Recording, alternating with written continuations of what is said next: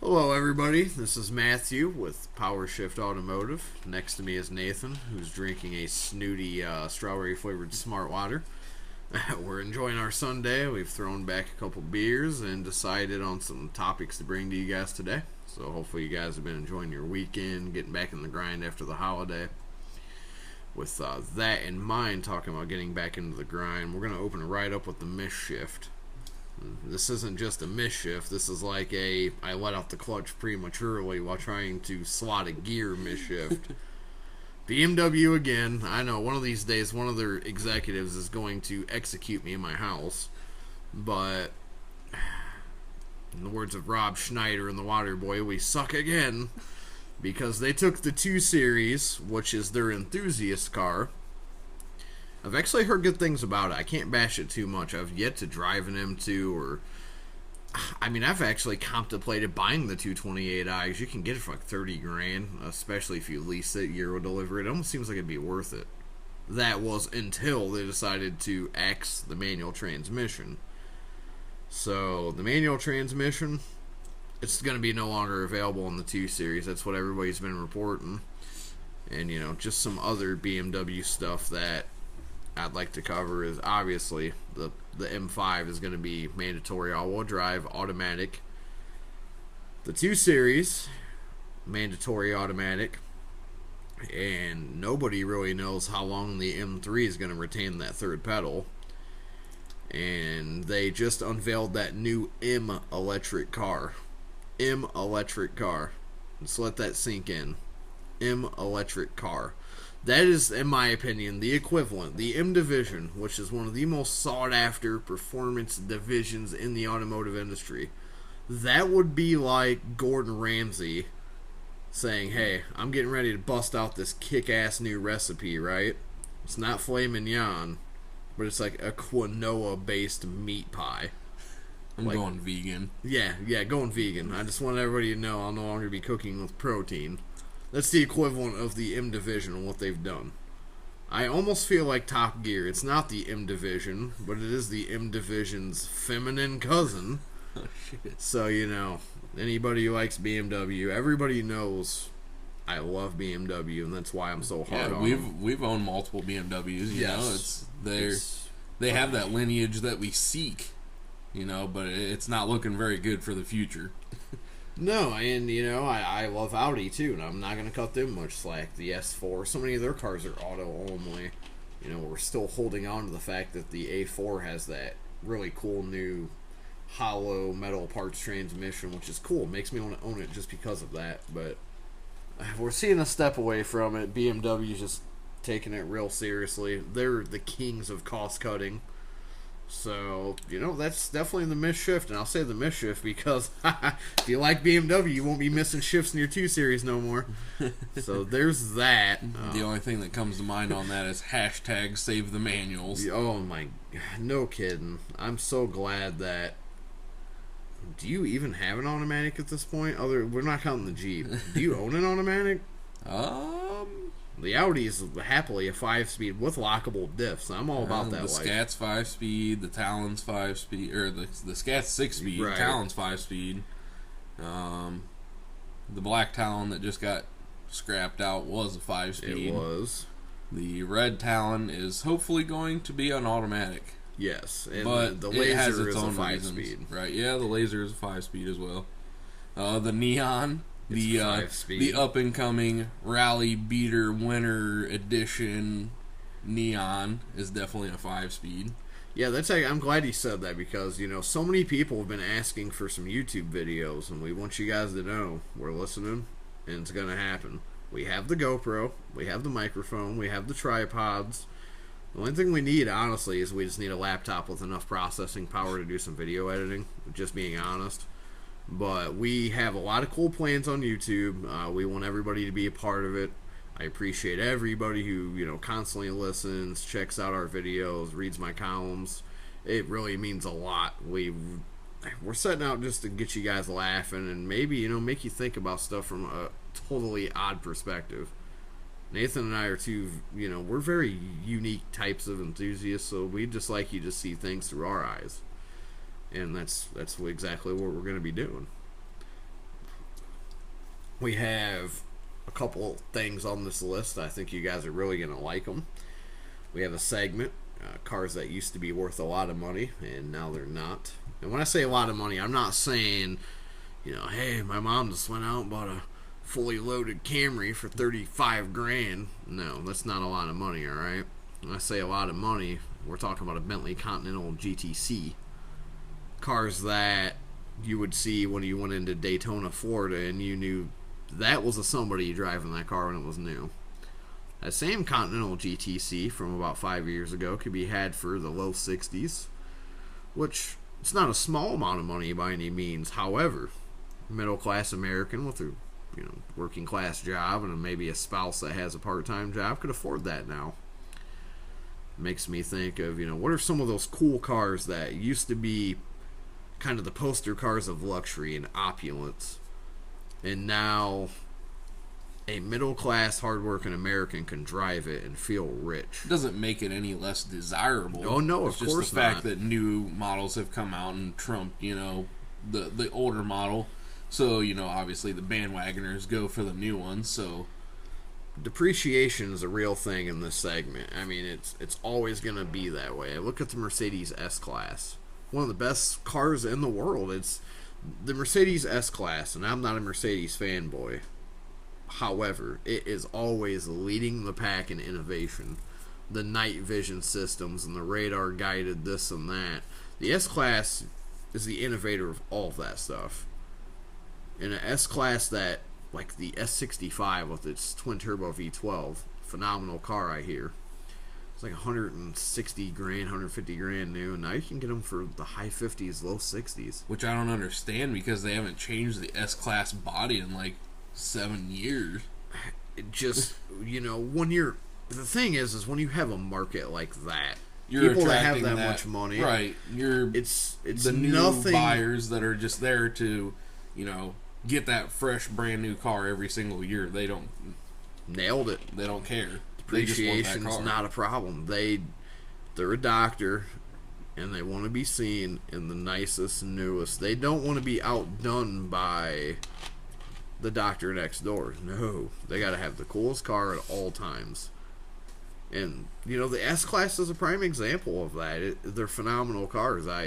Years back, and if my brother's listening, he'll laugh. We drove a S55 AMG at a Mercedes dealership that was 64 grand, and that car stickered for 130 some. That was one of the coolest cars I've ever driven because it had the punch of like the Scat Pack, but it felt like you were stationary.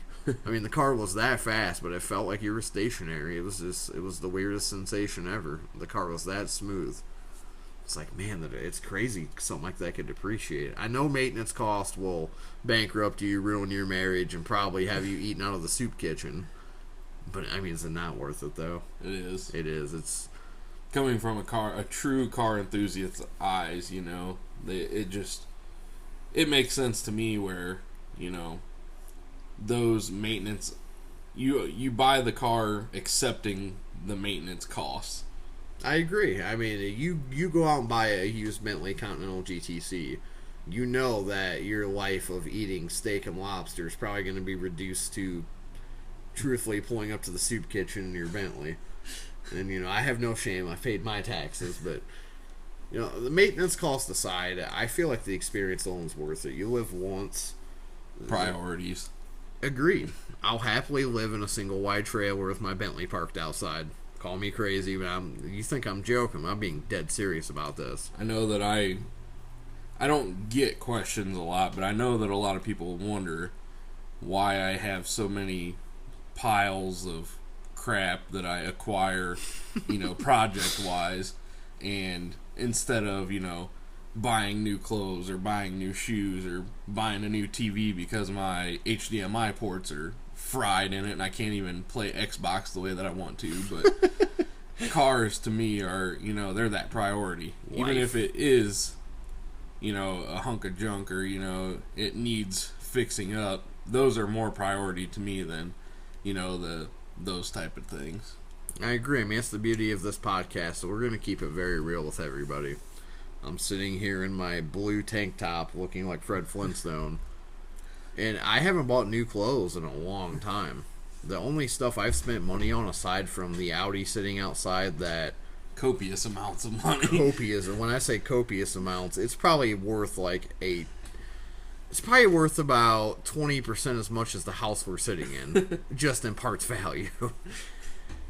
But, I've spent money on this iPhone we're shooting this podcast and with. No, we don't live in a one-room shanty either. No, I was being facetious. We live in a nice house. But the Audis had a lot of money. Not that it's worth it, but because it's worth it to me.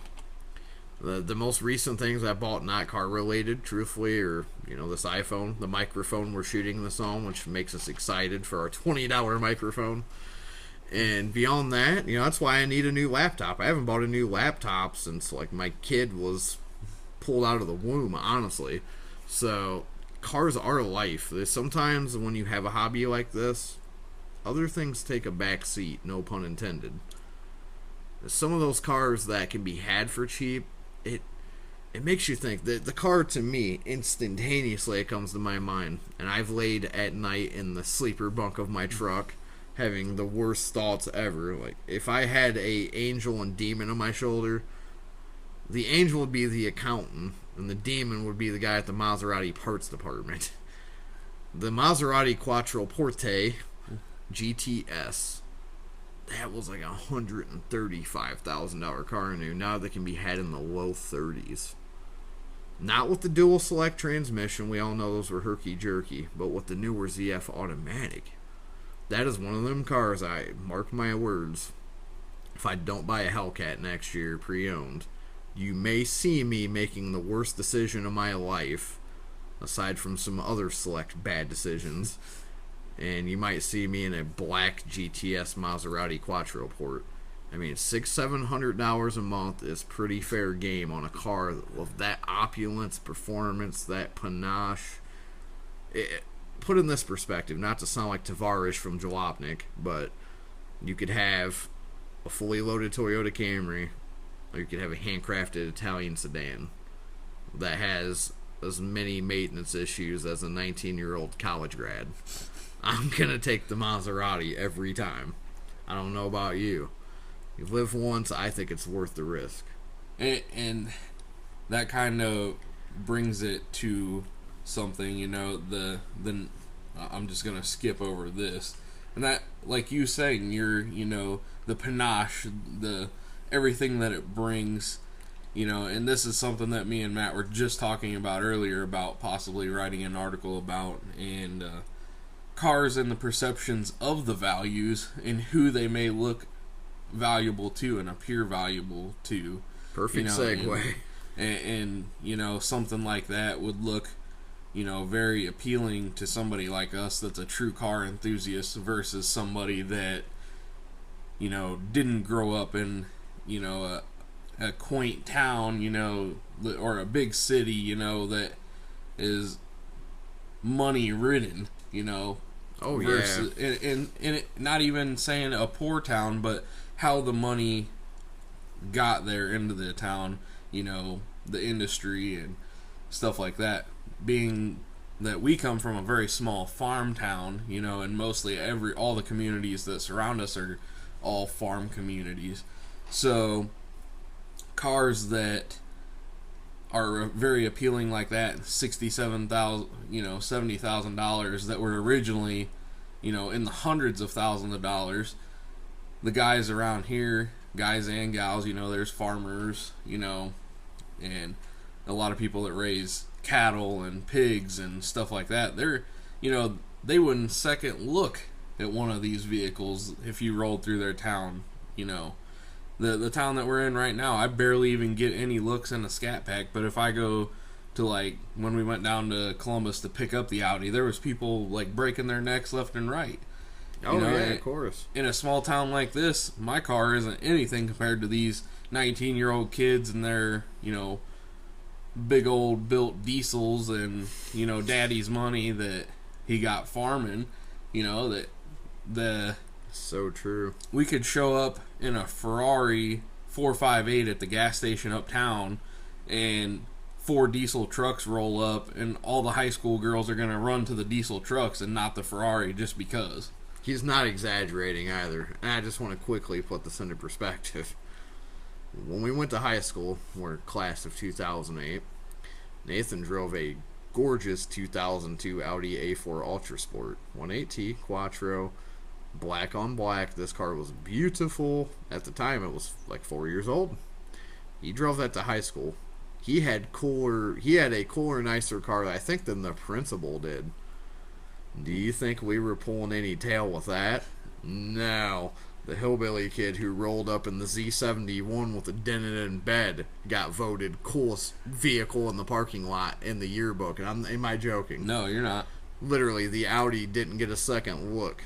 Unless it was like another guy. I'm like, oh, dude, can I get a ride in your car? Yeah. We had the small group of friends that appreciated what it was. Yes. But it was mostly trucks, and we literally had to drive your tractor to school day. Mm-hmm. And you think, I'm not even trying to be funny, that was a real thing at our school. It's so, just because of the ideology, yeah. The main income around these parts of Ohio is industry and farming. Grain. It's just the way that it is around here, unfortunately.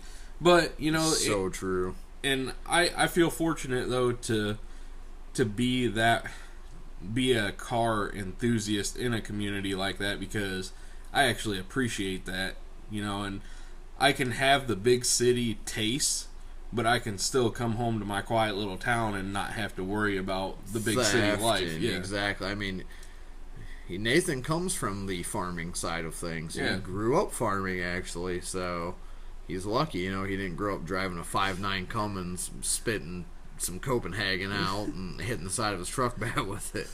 Making googly eyes at my cousin or something. Exactly. So instead of that, we were driving the mobster cars. So we were, pushing pert by the pound, per se. On a serious note, yeah, of course, we do have those big city tastes. I have lived all around the country. My father was in the military, so I was born in Chicago. I've lived everywhere. Virginia Beach, some of the biggest cities in this country. I've always had that. I drive truck. I go through New York City every other night. I love big city. I think it's great. I'd never want to live there, though. It's great to see it. Even when we were in Tennessee. I feel like we have that big city, we have that fast pace of life, right, but we enjoy the simpler things about our everyday life. And it was perfect in Tennessee as well. We were just close enough to a major metropolitan area, but just far enough away to where you could get away from the hustle and bustle. But segregate yourself from it. And that's how it is here too. We're about an hour away, give or take a little, to go to an actual major city. Yeah, Mansfield or Columbus, for our Ohioans listening. I mean, I drive through. It's so true, because I drive through Columbus, which is a pretty rich city, but it's also surrounded by some smaller cities, ironically. It's our capital here. You see some nice stuff, but then you roll into a state like New Jersey, which really doesn't have any smaller cities. You jump on the New Jersey Turnpike, anybody listening who's been there will know what I'm saying is true. You jump on 95, and it is not out of the ordinary to be driving along and see a Bentley, and then all of a sudden see a Lamborghini Huracan. Mm-hmm. And over there, nobody really pays attention because it's so normal. It's common. They respect what it is. It's just I guarantee you roll up in a big old jacked up diesel with rebel flags hanging out of the back, and they're gonna take notice to that, right, for sure. It's all about the area you came up in and about the perspective of these vehicles. Somebody like my dad, who is a muscle car guy who slowly started to appreciate imports. When I had my DSMs and stuff, he gave me a hard time about them. Now he respects what they are. But somebody like us who grew up in these eras, we have an appreciation for kind of everything. Yep. Even though it might be the lifted Cummins, it's still cool when it's not done to the completely point of trashy. Yep. But I certainly appreciate a Eli Blue Lamborghini Huracan, or Belize green Galant VR4. That's going to get my attention a lot faster than what other people see here. Right. I mean, if somebody rolls through in a 6.7 Power Stroke, my inner truck driver is going to make a great choice. But I want to know what's in the back of that car trailer. screw the truck. Yep. That's the way we are. It is so true that you grow up differently based on where you're surrounded. Wouldn't it be weird if we like grew up in Kansas or something instead of like the 6 DSMs and just terrible life decisions that we've both made? We probably have a reliable F-250 sitting outside. It's just kind of a funny little thing we was talking about. You know, like Nathan said, we do plan on writing about that. Somebody who has grown up in so many different places throughout this country. It's a great topic. I actually love the topic. There's so many people that are listening that live in different parts of Ohio that probably have their own takes on it. I'd like to hear an input too. So would I. Somebody like our good friend Kyle, who's an everyday listener. We appreciate that. He grew up in the same town we did, lived there, and now he lives out in Big Texas, and he's got all that oil money. Send some my way, bro. And he sends me, him and his family send me pictures all the time of Porsche 918s and McLaren sitting in Dallas and Houston. And you know, it's probably not that crazy of a thing to see in Houston. I mean, we've rolled through Houston, San Antonio. We've been out in L.A. driving truck. Nathan drove truck with me.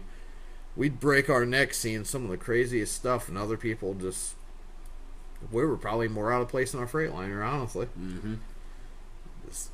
Again, cool topic. Anybody who's got input on it, everybody's always open to comment. Tell us either we're full of shit, you agree. We want to hear everything.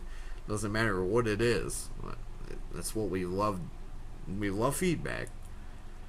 I do know, speaking of feedback, that we had a recent jump in YouTube viewership. That's awesome. I was so excited when I woke up and seen a bunch of new comments. There was somebody I am not familiar with who is a DSM guy, obviously, and he said, "Hey, I'd love to hear your guys' take on the Lancer EVO, assuming the 8 or 9, compared to some of the Euro counterparts, since we talk a lot about Euro cars." And that's kind of hilarious because when Nathan bought his A4, you know, I always kind of compared that to back then. EVOs were actually cheaper, ironically, to, you know, maybe EVO ownership. And here's the thing about that. I don't know if any of you guys have priced an EVO 8 or 9 recently. That is the only Mitsubishi that has been produced in the history of ever that has had that type of value retention. I'm not counting the 1999 3000 GT. I get that. But modern Mitsubishis are literally worth about as much as chewed bubblegum. You can't give away one of the new Mirages or whatever they are. They literally have approximately the same value as an IOU from a Vagabond. So when you look at an Evo, a car that was 30 grand new, started, I want to say, sales in 2003, somewhere in there, don't quote me.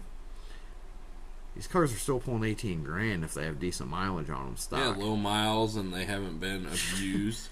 I mean, yeah, it's not anything out of the norm to see them, in the 18s to low 20s. I just seen a beautiful Blue Bayou 21.5, and it had 68,000 miles.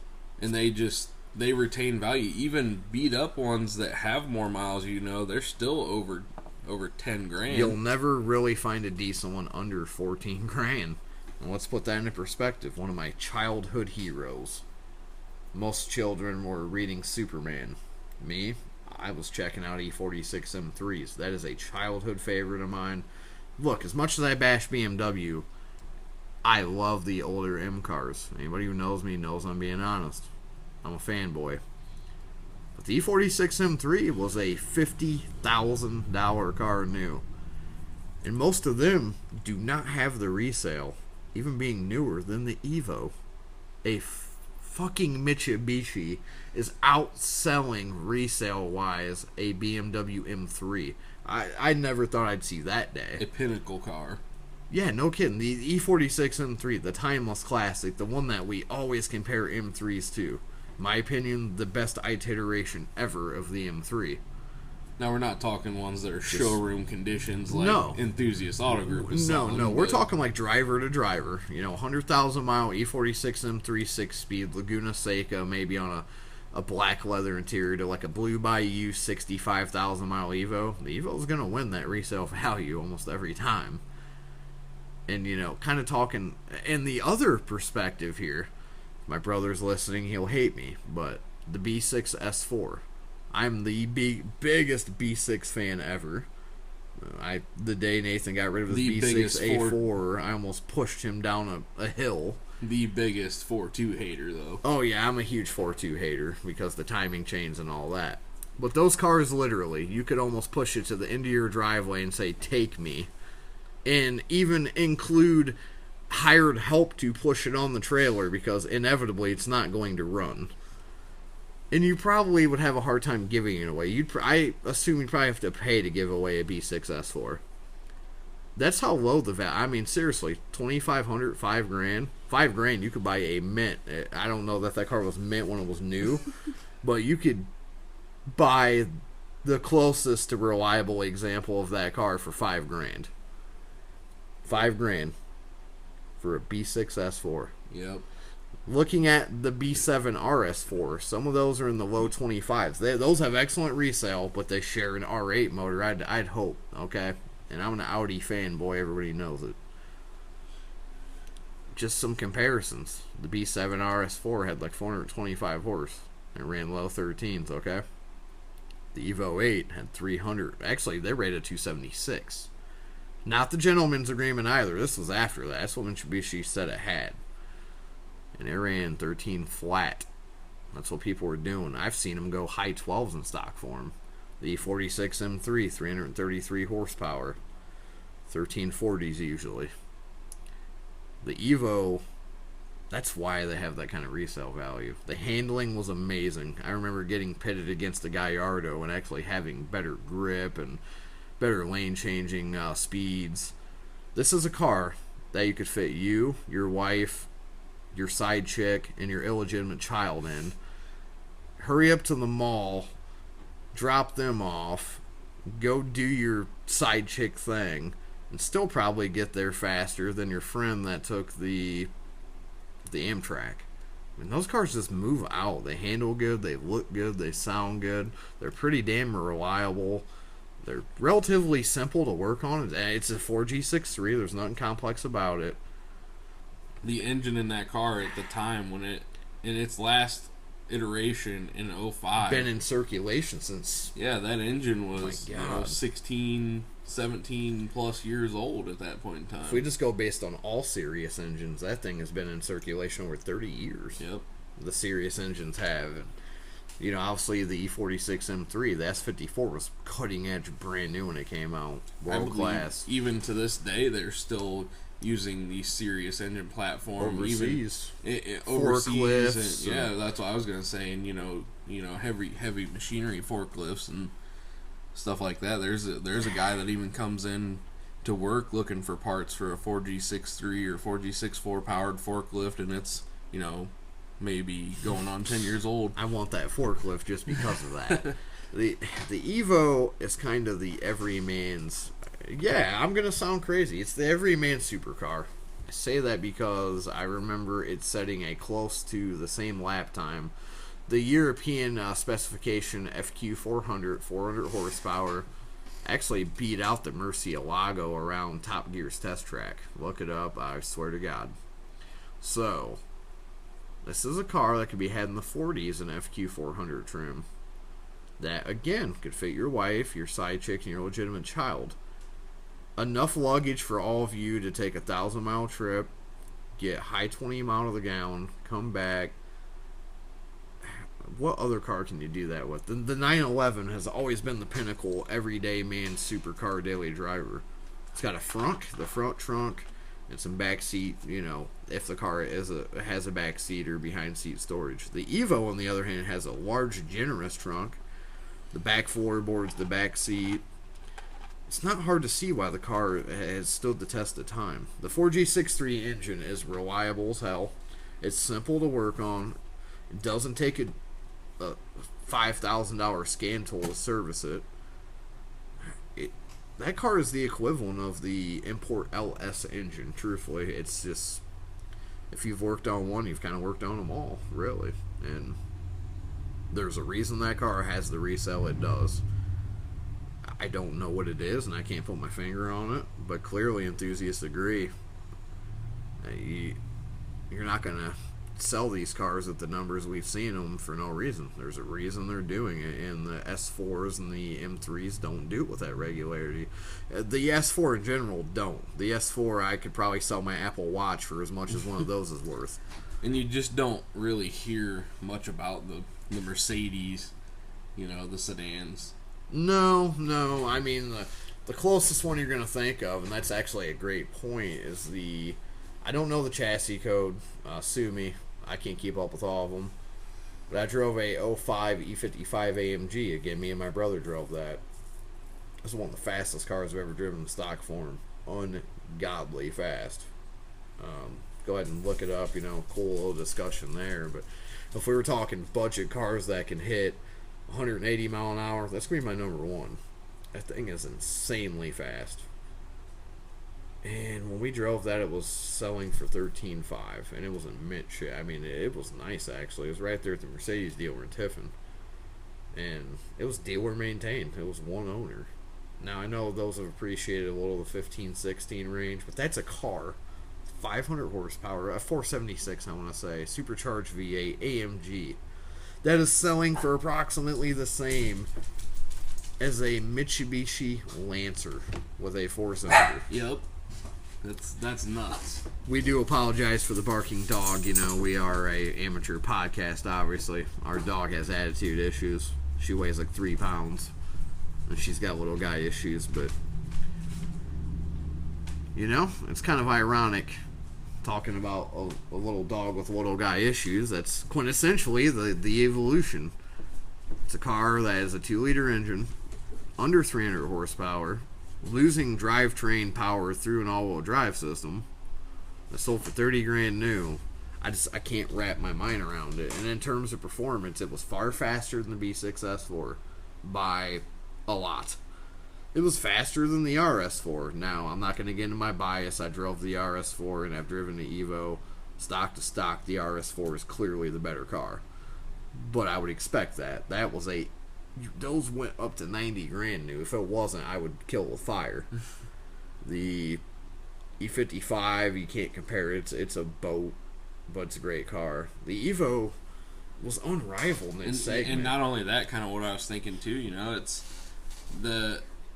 to me, I would think the cost of ownership would probably be the lowest out of the bunch as well. If I had to choose, quite honestly, yes. Number one, again, the EVO was unrivaled. When it came out, what really competed with it? Nothing. There was nothing that really could. We're not counting the WRX STI. Those were great cars, especially the Hawkeyes. But they had their own series. We're not big fans of the Subaru STIs. That being said, I wouldn't kick one out of my driveway. I'll say it. But, vaping life aside, the EVO... Yeah, I did say that. The EVO definitely is going to have the least cost of ownership. Okay, so you toasted a clutch showing off to the nussy next door. Go on eBay and get an F1 racing clutch, just like I had my Laser, by the way, for about $200. In a couple hours, you can have it. I know the EVO's a lot harder to change clutch in before anybody corrects me, but still, it can be done by an amateur with power tools. It can be done. We've done it. Mm-hmm. So, EVO... 2 idiots can work on it. It's proven. Trust me. The cost of ownership, way lower. And I know when it came out and I was just a prepubescent, everybody was talking about how expensive insurance was. Not so much anymore. Insurance is pretty cheap on those these days. I can't think of a better car even at $18,000 than the right. And I know my DSM bias is coming out, but if I had to pick 2 cars in that segment, E46 M3, decently low cost of ownership if the Vanos is in order. Still a great car. Phenomenal. I mean, if I had an E46 M3, I'd be flossing the shit out of that thing. Great car, timeless. In the words of Taylor Swift, never goes out of style. But the Evo is the same way. That's an iconic car. Car's been around since the 90s, dominating rally. The world-class 4G63 rally motor, that big wing, that aggressive hood, that iconic hood scoop. This is a sedan with a NACA duck when they were in like the EVO 5 iteration. The car is so in your face and it was so futuristic, and I'm sad it's gone. I don't know. It was a sad. The EVO 10 was a step back in my opinion. It was the F80 M3 of the Lancer world. Was. No more 4G. And it's so sad because that was the longest lasting, version of the Evolution. Yeah. And everybody wonders why Mitsubishi has, been bought out by Nissan. They've been having financial trouble. The EVO was a smashing success in the 8 iteration. They ought to have stuck with it. I mean, had that lasted for 10 years, then literally instead of LS swap the world, it would be 4G swap the world. The world would be a better place. It would. I mean, to put it into perspective, the EVO was so successful and had such an enthusiast following.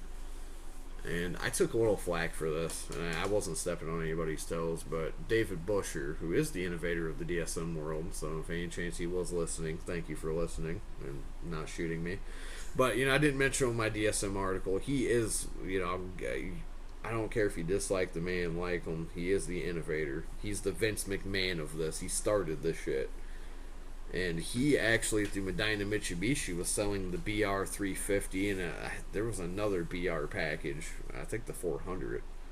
So in the United States, through Dave Busher, again, whether you disagree, like the man, this was an awesome thing he did for the enthusiast. He offered these editions, he backed them with his own little separate warranty, and you could buy them.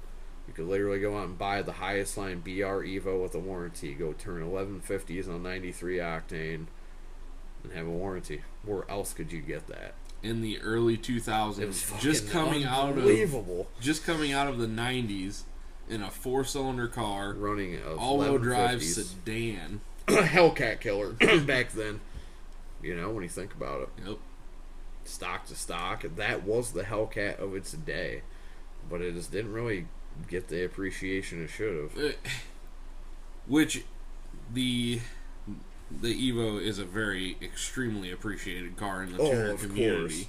But the main media, yeah, they've fallen out of them. They didn't really ever give it its due. Not that much. So many people would say, well, it's not an M3 beater because it's cheap interior.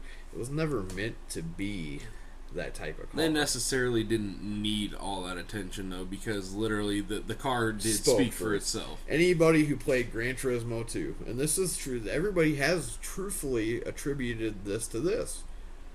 Without Gran Turismo 2, so many people had said that, quite honestly, the R34 and R33, we probably wouldn't know what it was. The EVOs, that is the car, Generation X and the Millennials, that's why we know these cars. Games like that are cars we never could have. We got to live through them vicariously in these simulators. Then all of a sudden, growing up, it's like, why does the kid next door want a Camaro? I want a fucking Evo, bro. We realized the crappy cars that we actually did get and the great cars that we never did get. Yeah, so when the Evo came, for all the millennials and Generation X's that did have money, we rushed out and bought them if we could, It made all the sense in the world. But a lot of your main publications, it's never really give them their credit. And, going back to comparison, yeah, the B6 S4 definitely beats the Evo in a couple places. The B6 interior's beautiful. Your A4, for example, I love spending time in the interior. It was so good. Still didn't have the Recaros, though. No, it didn't. But, actually, the B6 S4 did have the Recaros. Right, that's what I was saying. My car didn't. Your car didn't, but the S4 did, so that was nice. The S4 had a great interior. Not that you get to spend much time in it, because it primarily sat on jack stands. But, the E46 M3 was kind of an in-betweener, too. It didn't have the greatest, and the seats honestly kind of sucked a little bit. And the interior was a little cheap. But it was great for the car. Same with the Evo. That's a rally car. What do you want? Fucking satellite navigation for the trail you're getting ready to go bomb down? Yep. Today's society does. Yeah, but we don't need that. That's not what I'm makes fully a car. agreeing. I'm just stating that, they obviously... Well, no, because the idiot next door might have an EVO and he wants to take it through Starbucks to go get his, double shot soy macchiato. We'd rather take that car, be shifting it at tarmac, and, blazing down a rocky back road. That's what that car was meant to do. It was never meant to pull up to Macy's and pick up chicks. It's a Mitsubishi at the end of the day. The Audi and the Mercedes and the BMW, they're going to win in curb appeal every time to the general masses. It's just the way it goes. So in that comparison, when it comes to performance, EVO wins. When it comes to handling, EVO wins. When it comes to panache, depends who you are. In my opinion, the RS4 wins that one. That is a truly the B6 special lines car. are pretty unbeatable. Well, yeah, the RS4 is beautiful. It's a car I'm so appreciative to have driven. Quite honestly, one of the best sedans I have ever had the pleasure of driving. Or if you're, extremely into panache and you're definitely a sucker, misery loves your company, then, which I would definitely take one of these, would definitely be a B6 S4 Avant. Oh yeah, there's no question about it. I'd make an exception for that, because once the 4.2 blew up 2 days after ownership, I'd probably just put a 2.7 bi-turbo in it. But 1.8T. Yeah, no, then it'll actually run for a while. But again, not Audi hating, because ask me what I drive. It's sitting outside, and it's also probably should be on jack stands. Ask me what I've owned. Yeah, he's owned B6s, and we both owned a lot of Audis. I'm not hating on the B6 S4 for anybody who owns it. I apologize, you gotta take the bus to work, but we all make bad decisions. The EVO, whether people want to knock DSM reliability, the EVOs are stout. Nathan's DSM proves DSMs can be reliable because, well, he's been driving it to work for 3 weeks. Yep, if you take the time and actually work out the kinks and bugs and work out the stuff that previous owners have caused, and they're no less reliable than anything else. And we can't say that about the 4.2 V8. We really can't. Somebody who wants to love that car so much, but it has about as many redeeming qualities, honestly, as Charlize Theron in the movie Monster. So they have timing chain issues. It takes like 36 Asian gnomes to get it fixed, and then it's going to happen again probably like 2 weeks later. It's just not worth it. The RS4 is stout overall. I've never heard of a lot of problems out of them.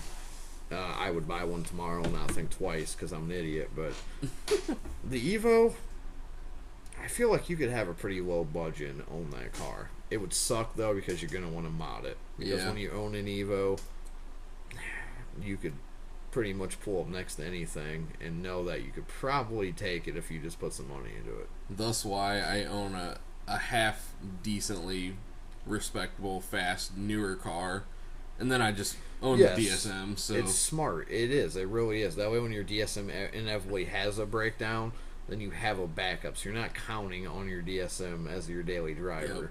Granted, it can be done, and it has been. I did it for a while, but it's not the smartest thing you're going to do. It's going to get you in trouble eventually. I fully intend on pushing it to the limit. Oh, we're going to make videos, driving DSM's distances and show you that we practice what we preach. We will one day jump in a DSM and drive it out to Erie, PA, and go eat at some and maybe even ritzy restaurant and drive it back.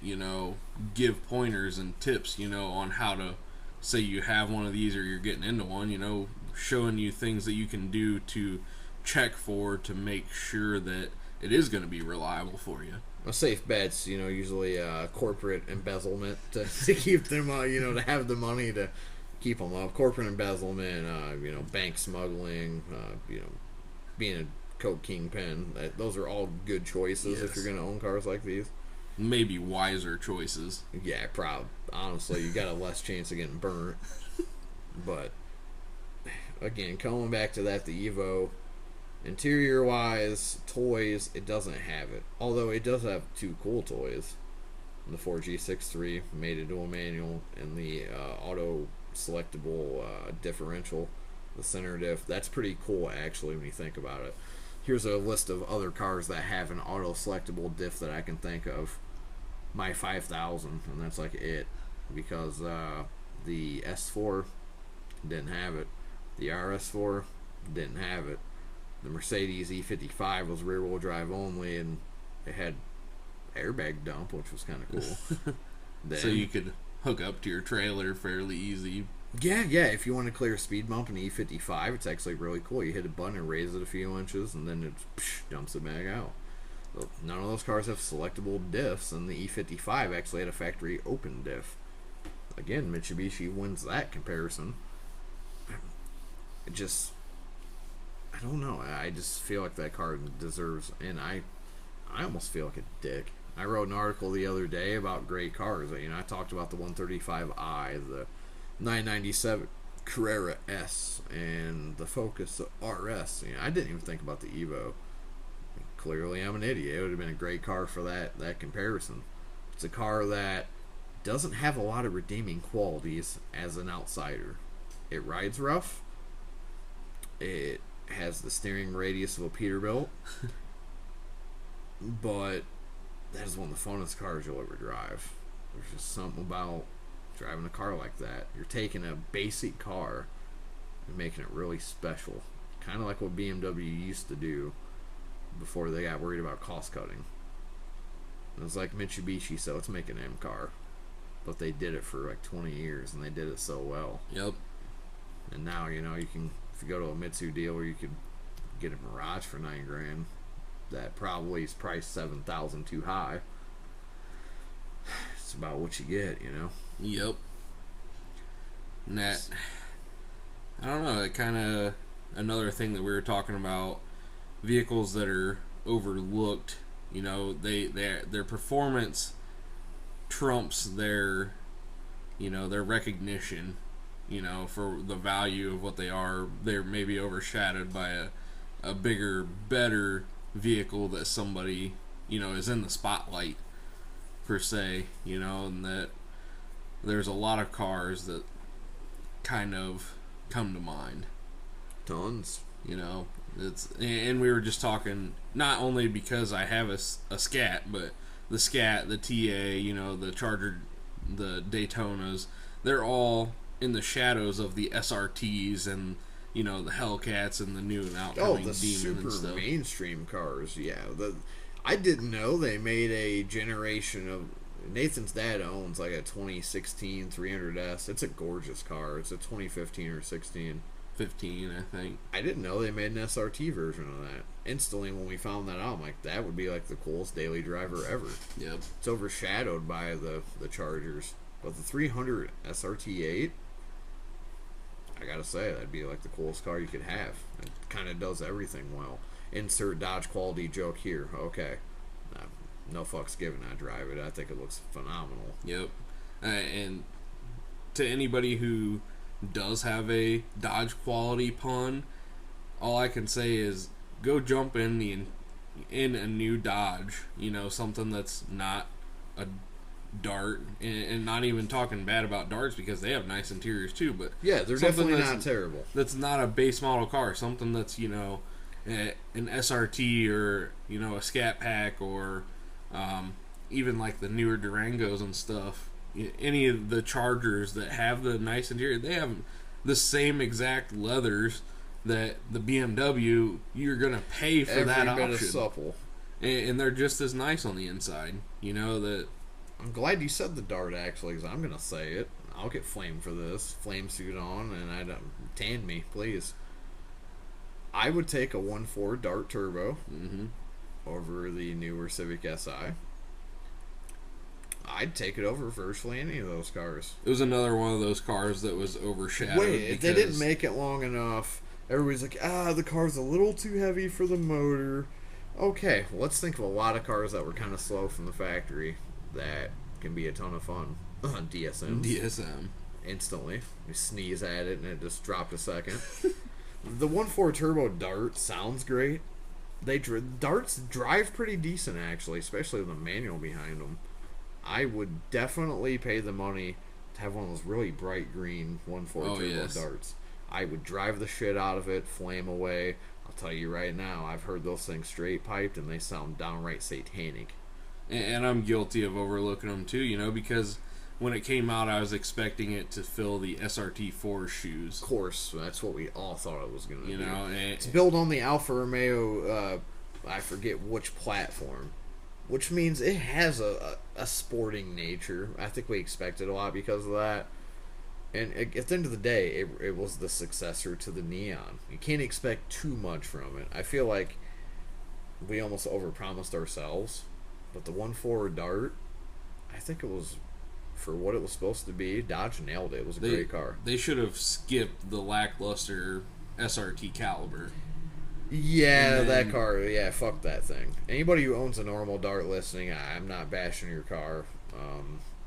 I'll do it behind your back, but no, the other Darts are kind of lackluster.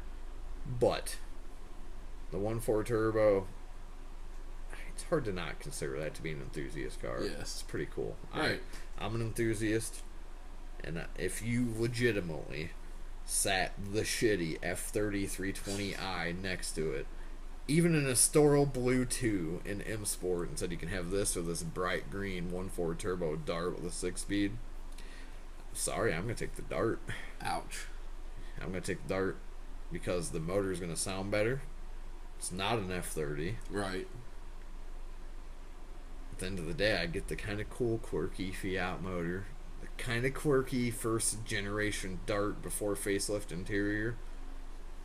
I'm going to take the Dart. That's huge. Yes. I would. I'd take the Dart. The 1.4 Turbo is such a fun little engine. I mean, for God's sakes, it powers the, if I'm not mistaken, I think that's the same motor as the 1.4 the 1.6 that powers the Alpha 4C. I could be wrong, so if I am, feel free to correct me. But I know the Fiat 500 Abarth have the same motor, and those things can put out, I've seen them over 350. I mean, so cool. Who doesn't want that in a daily driver? A Dart with 300, you know how much money you can win with that? Like, it's a Dart, dude. Yeah, until it darts over your face. It's cool. I like that. That's one of those unassuming cars that gets my stamp of approval. There's many others out there too that I just can't think of. No, there's a lot when it comes right now. The Hyundai Veloster is super underappreciated. I mean, I had a non-turbo one. It was slow. I mean, it was livable, and I enjoyed my ownership with it. One of the better handling cars with some suspension mods you would ever actually drive. Go-kart like ride. Oh, which is good in this case. Yeah, did that car not handle like it was on rails? Did. I think we took a 90-degree turn at every bit of 50 mile an hour, and the car loved it. Didn't even flinch. I think I was half-assed. We were bumping shoulders, and it just took it. Yeah, and that was with, a torsion bar, some rigid collars, just some basic stuff. It's another underappreciated car, because it's a Hyundai. No, the Veloster is a cool car. I certainly wouldn't ever roll out owning a second one. It was a fun car. I'd have to have turbo this time for that extra punch, but great car for anybody who likes Velosters. I like the Veloster. I think it's a great car. Kia Forte Coupe, underappreciated. I drove the SX version sedan that had the Optima motor, and surprisingly had some ass behind it. It was actually kind of fun to drive with a manual behind it. I think that's the only way you could get the 2.0 GDI with a manual transmission. It was actually, it's like Kia's take on a Civic Si, but a little faster, actually. And I like the way that the Forte Coupes looked. I thought they were just as sporty, if not sportier, than the Civic. Right. In a two-door And you version. can get it with the 1.6 GDI Veloster turbo motor. 201 horse is nothing crazy to sneeze at. They're torquey as shit. They sound great, as we know. They sound so good. Just so many cars like that. Another batch of cars that kind of comes to mind when we're talking about the Dodges and stuff. One that especially comes to mind before the SRT was out, or as the SRT came out, the RT Neon. Yeah, I knew you were going there. I mean, they had their own one-off, body panels, the lip kits, the wheels, the wing, the head, the ECU. I mean, it was bespoke to that car. The SVT Focus had its own special Z-Tech and 6-speed LSD trans, and these are very overlooked cars. I mean, at the time the Focus SVT was out, the Mustang, the New Edge Mustangs were out, and they were the Cobras. They were overshadowing the GT Mustangs and the Focus SVTs. They were using the BMW M mentality. Honestly, they were taking a basic car. For anybody who doesn't know, again, BMW fanatic all the way. The M division started by taking, honestly, basic shitty cars and making them really special, just tweaking them. Is that not is that dissimilar to what the SVT Focus was, or the SRT4? No, they took a shitty basic car, and they said, hey, I think we could probably make this kind of cool if we did this, this, this, and this. Yep. Then all of a sudden we had SVT Focuses and SI Civics, and that's that same idea that instead of building one great model with 3 itinerations, let's build 3 subpar models with 1 great iteration. Yep. And that's what the SVT Focus did. And yeah, the RT Neons of the world. And I mean, it's a very overlooked and underappreciated car nowadays. I'm gonna say it. I've always had a bucket list car, and I've never attained it. First generation ACR Neon. Yes. It makes me want to go out and buy one tomorrow. Even the Espressos. Yeah, they remember back when like Chill Factory was boosting those things into the 11s. Yeah, like Chill Factory back in the day was running like 11s with these things back before running 11s, and a 4-cylinder sport compact was cool. I mean, I don't know what it is, but I love those. I'm not ashamed to admit, when I had my 1G DSM, I yearned to have an ACR Neon, a first gen.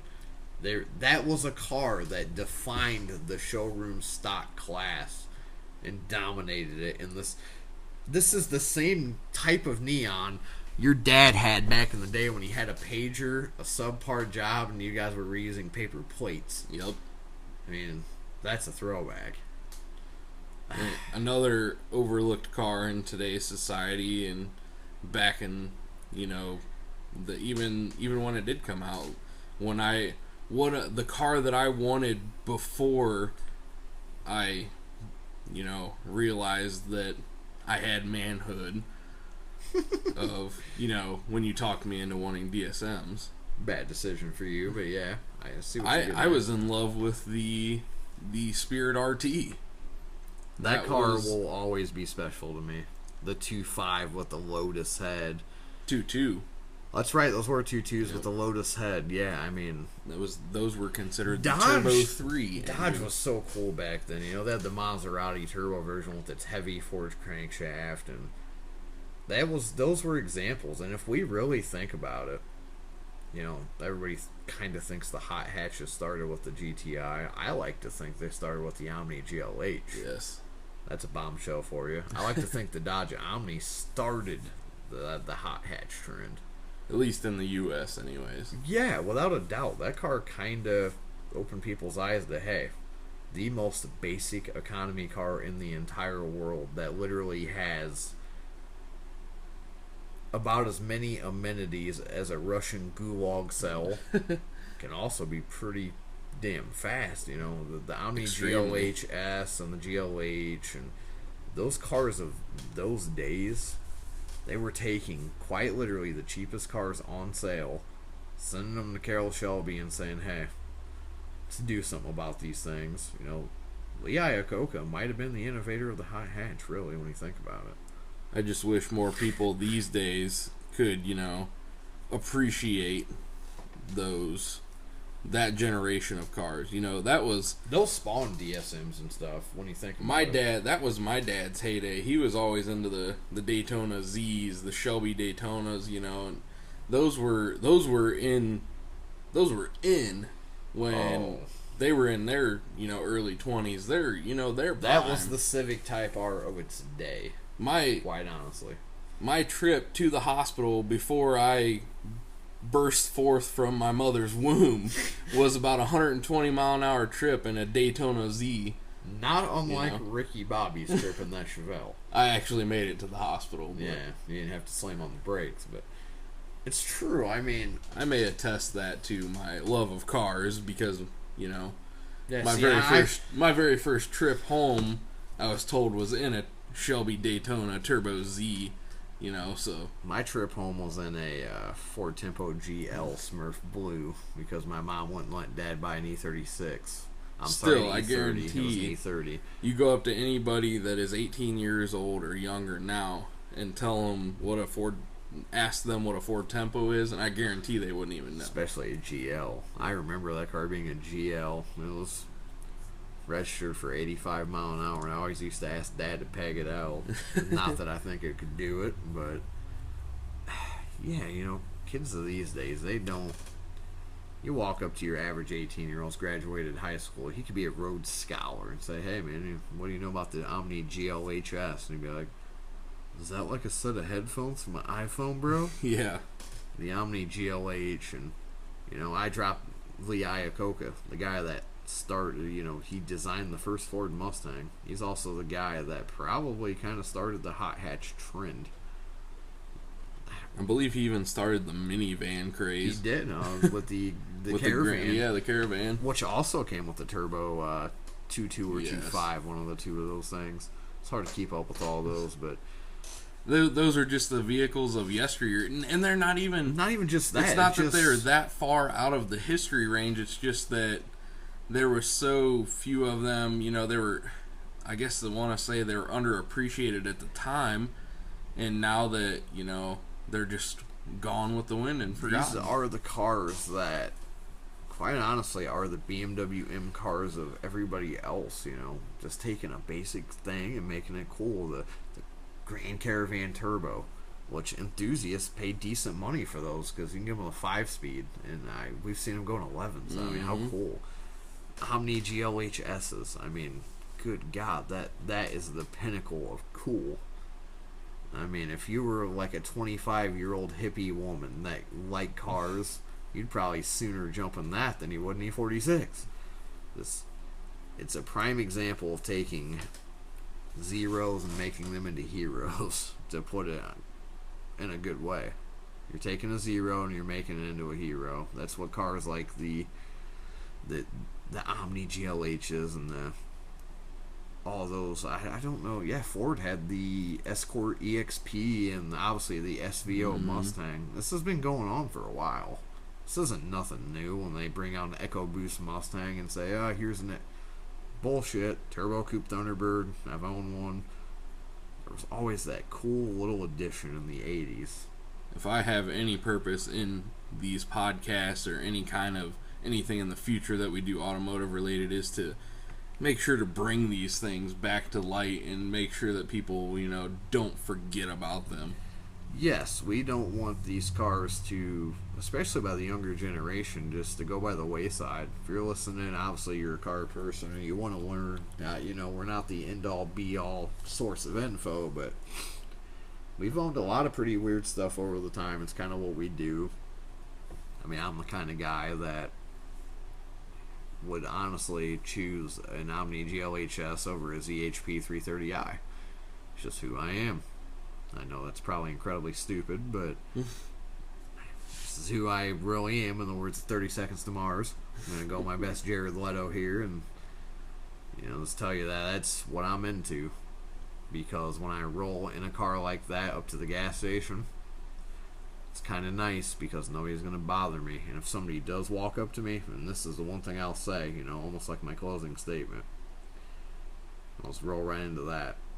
One of my favorite cars I've ever had was my 87 bi-turbo Maserati. I flew under the radar because I primarily look like a Dodge K car to most people. But when I seen somebody walking up to me and wanted to talk to me about it, one of two things was going to happen.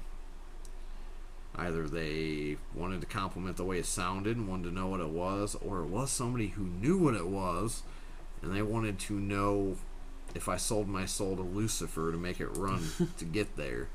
And those are the conversations you want to have. You don't want somebody coming up to you when you're driving your 911 saying, "Hey, how about a test drive?" or "You want to trade?"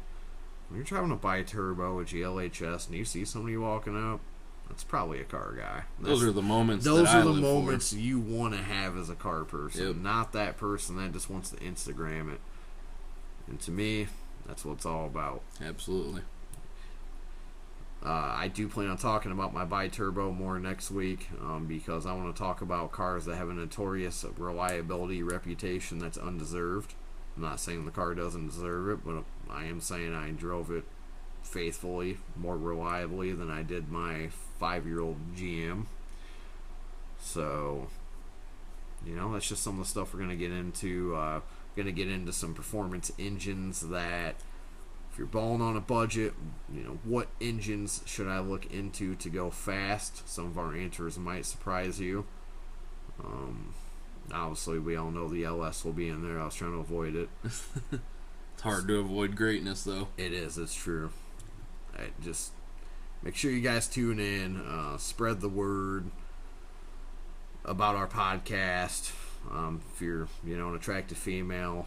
No, I'm not going there, but I'm getting at. Spread the word. Not me, you'll get me shot. Spread the word. Tell everybody. Tell your mom. Tell her to call me, and let everybody know. We appreciate you guys listening. We like having fun with you. We like to not have that uptight feel. We like to get everybody laughing. We're almost like a radio show mixed with a podcast. We do what we want, and we don't really care who gets offended. Don't tune in. Whatever. That's what we do. Again, that's why you like us. If there's something you want to hear us talk about, unless it's Fight Club, we'll talk about it. Just let us know. Thanks again, everybody. Hopefully, week goes fast. I'll be ready to get back home anyway. I got to leave out tonight for work, so everybody else sucks. Take it easy, everybody. Later.